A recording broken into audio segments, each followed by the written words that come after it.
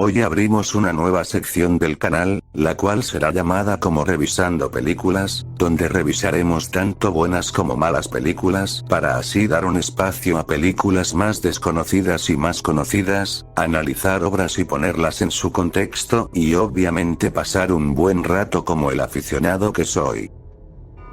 Ciertamente esta clase de reseña podría intentar hacerse pasar por algo serio, pero la verdad les adelanto que para los que crean por así decir que esta película es desconocida porque es mala, les felicito ya que acertaron, pero aún así sé que de esta clase de trabajos se pueden sonsacar buenas lecciones y demostrar que incluso en otra clase de producción podría incluso funcionar. Por eso, y ya que no sé cómo presentar el filme sin directamente presentar su trama, se la contaré y luego sacaremos las conclusiones. Es una película estadounidense de 1981 dirigida por Byron Quisenberry, un director que tiene pocas a su cargo, la última. Big Chuck, Little Chuck, una comedia de 2004 de la cual no he conseguido ninguna información destacable, y la película de la que hablaremos hoy. Empezamos por un plano secuencia que nos muestra la habitación de lo que parece un marinero, dado enfoque primero a un cuadro para después pasar a unas figuritas de cerámica con la misma cara. Un carnicero, un panadero y lo que parece un viñedo, para luego pasar a un ligero corte donde se nos enseña que a las figuras del viñedo y del panadero se les han cortado la cabeza, mostrando que fue el carnicero por las manchas de sangre sobre su cuchillo, para justo después mirar directamente a cámara, la parte mejor conseguida de la cinta.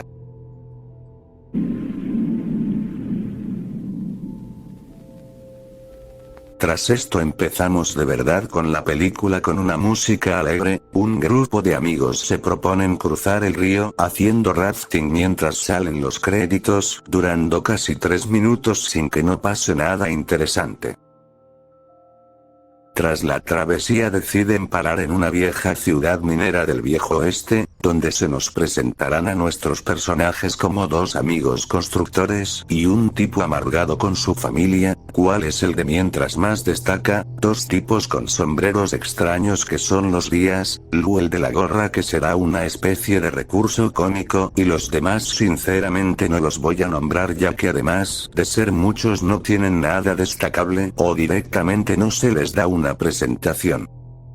En sí la película no guarda relación con el prólogo tanto por su tema como su relación con la trama, ya esta es completamente y confusa, solo compuesta de gente que no reacciona, muertes fuera de cámara y la perspectiva del asesino.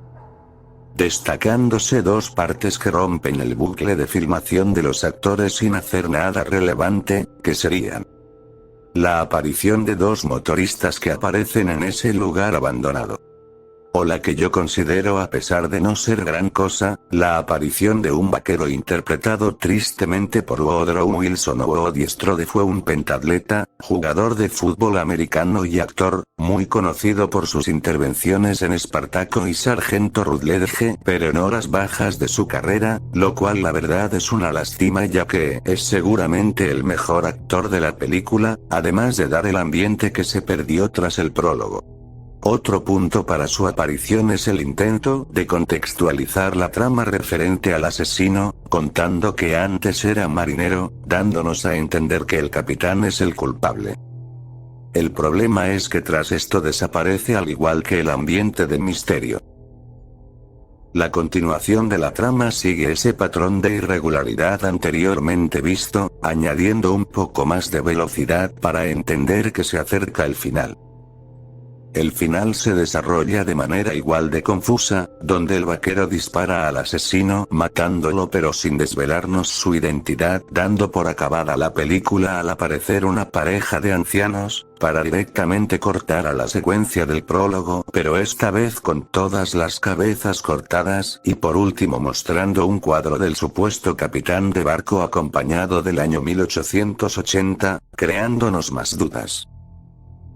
Es obvio que intentar analizar esta clase de película para entender su mensaje y razón de existencia será una pérdida de tiempo.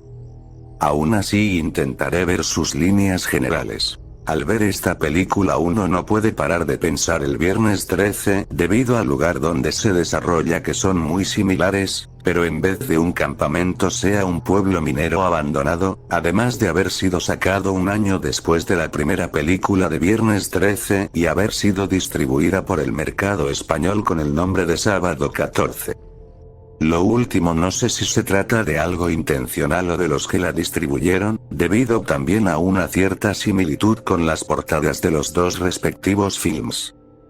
En cuanto a lo técnico, a pesar de no haberse conservado con la mejor calidad se pueden ver los fallos, una falta de trabajo de iluminación y unos enfoques de cámara bastante pobres que intentan ser variados para no parecer repetitivos pero fallan en ello, ya que el tiempo que se deja la secuencia fija sin que pase nada arruina la escena, acompañado de una falta de enfoque y énfasis sobre los protagonistas haciendo que pasen a un segundo plano a pesar de ser lo más importante ya que sus diálogos e interacciones son tan limitadas que no hacen destacar a ninguno en especial, menos al vaquero que tiene un enfoque más trabajado que los demás a pesar de ser un personaje que no aparece mucho.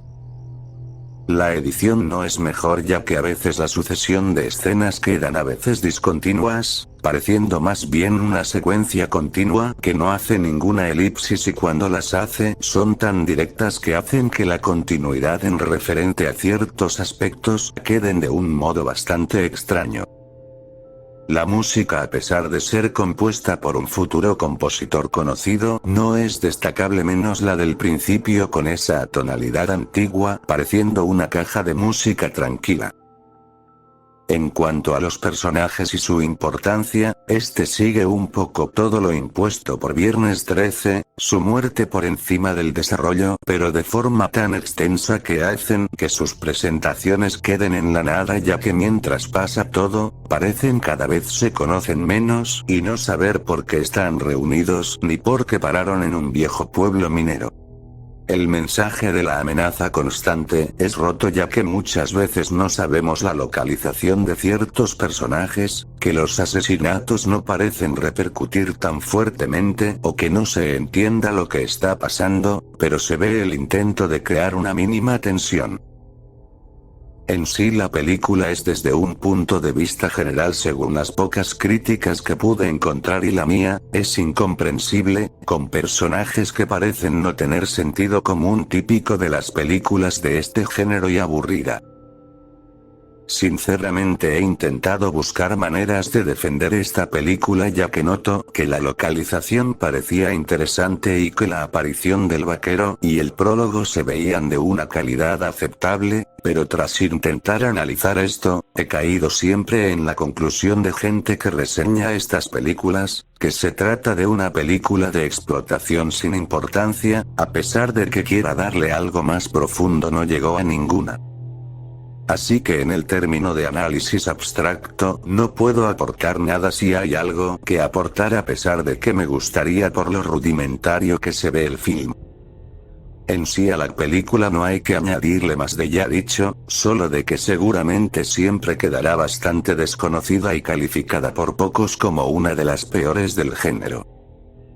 Personalmente le tengo aprecio por la presentación o los intentos fallidos de poner una trama sobrenatural que podría haber sido interesante además de la actuación o Strode, pero en líneas generales coincido con la opinión popular a pesar de que me guste por lo barata que se ve.